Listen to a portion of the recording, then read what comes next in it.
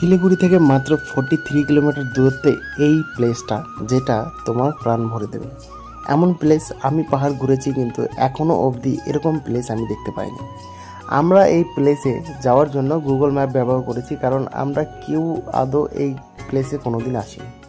ওখানে ছিলাম প্যারাডাইস নামক একটা হোমস্টে, যেটা খুবই ভালো, খুবই সুন্দর।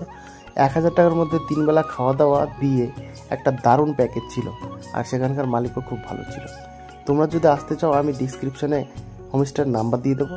লোকেশনটায় যারা যারা আসতে চাও তারা অবশ্যই গুগল ম্যাপে একটু দেখে নেবে।